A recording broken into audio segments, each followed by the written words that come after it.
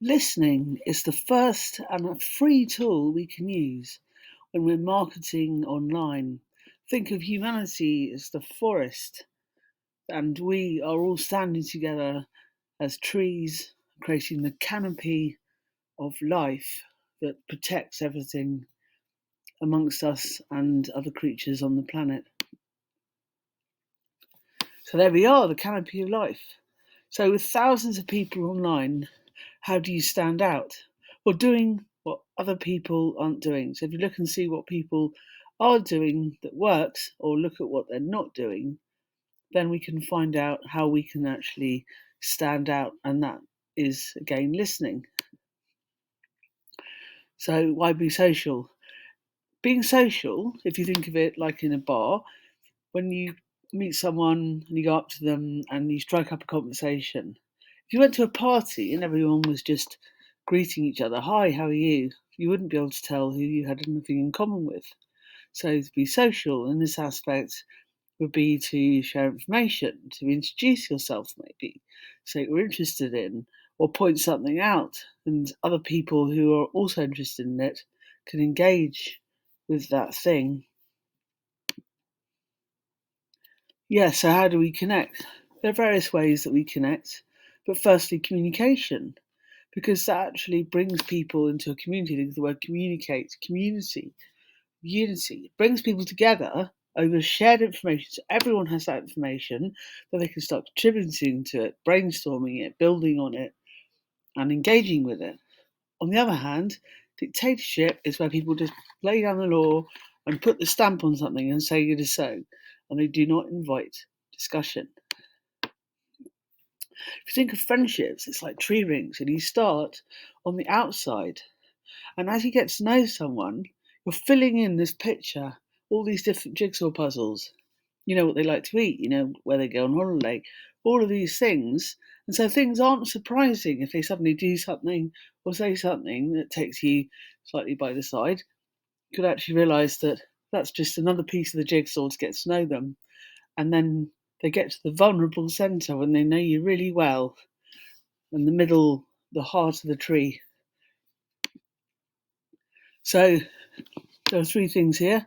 So taking an interest in others, obviously. Then there are various ways to do that where it shows you're actually interested in what someone's saying. So you're basically commenting on their content rather than just sending a message, which is demanding them to reply to you and to just keep saying, yes, I'm fine, thank you, how are you? Yes, I'm fine, thank you, how are you? Greeting you back. Starting a conversation and even asking about the weather, even asking people what their views are on current topics. People who engage with that will respond and get involved. So, starting the seed of a conversation is more than a greeting. It's what happens after a greeting. What happens when people begin to find their common interests and begin to collaborate and come together over things that they have a shared interest in. So, best ways to do it, like I would say, start with news, not starting with stop scrolling, this is important. They've already scrolled on. So I think of everything as a response. So listening to replies, so people saying, I like that, I like that, I like that, means that maybe it isn't engaging enough. And I can definitely say that for myself. Yeah, so listening to replies and then acknowledging when people actually speak up and speak out and actually give away a bit of themselves by saying what they think about something, that is standing out. They're standing out. And so that's well deserving of acknowledgement and responding in kind. And then welcoming feedback. Feedback is absolute gold.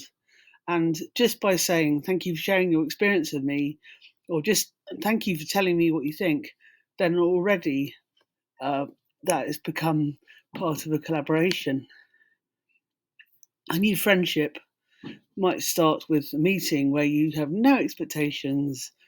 And I found in 2006 that instead of being really nervous and anxious and wary of people, that if I just acted like I knew them, then I would have a kind of much more engaging conversation. Then I wouldn't go to the really awkward second meeting where there are expectations. They think, oh, you're really funny.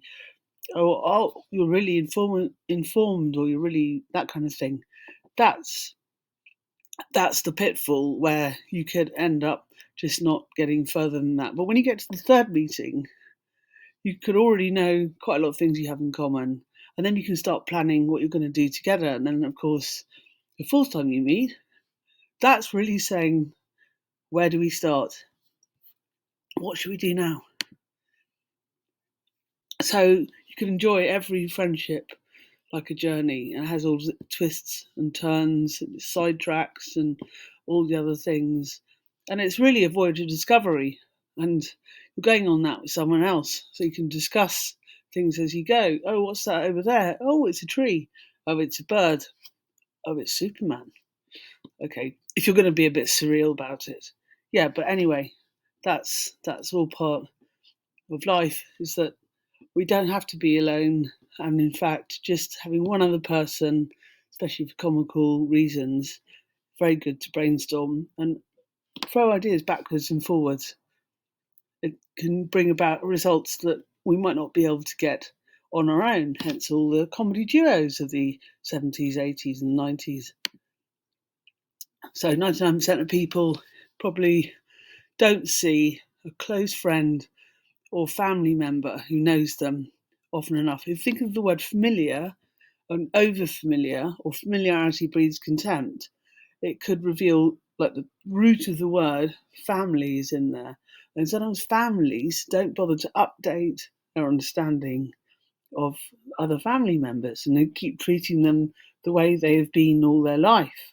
But we all go forward and develop and evolve as we go through life, and we have experiences and circumstances, and we grow wisdom. So it's always good to update who we think someone is in our family and not just keep treating them like a 5-year-old. So familiarity isn't the same as knowing someone, and it isn't always accepting them, because acceptance allows us to say whatever we want to someone. Because if we fundamentally choose and accept that person in our life, then we can tell them when they're a bit off, and they can tell us when we're a bit off. Confidence does, in my experience, come from spending time talking to people who know me, or actually want to get to know me better, or are in the process of getting to know me better. And it's a lot easier than not feeling alone. It's a lot easier than when you feel alone and that you might be the only person who thinks something, or no one else has experienced something, and not knowing who you can talk to about something. So just by daring, as Brené Brown would say, daring greatly, just by allowing a bit of vulnerability and actually seeing that the response from the world will be a lot kinder than you dread, just can breed a lot of confidence. And confidence can breed intelligence, or just smartness at dealing with life. So why not we find out what we've got in common with all diverse people, even though all the people in that particular picture all look rather white, not very diverse little graphic there, I'm afraid. But why not find out what all things we have in common as human beings who have similar experiences, who have similar needs and wants and similar fears, rather than the things that set us apart. So that is that. So just to sum up. So firstly, listening. Trust your customer that they know what they want, when they want it, and how much they want to pay for it, and feeding back to them what you've heard them say, so they know that they've been heard, and they know that their needs and wants are something you know about. And then also starting with news. So if you go straight in with the key point, in fact, a lot of social media can be like journalism, where you start with the headline, what is the point, and then you flesh it out as you go down. So it's like the upside down triangle. And then so then growing the relationship and connecting and collaborating and sharing information, welcoming feedback and acknowledging engagement and encouraging contribution, so you can have a really good collaboration, as two heads are better than one. Thank you very much.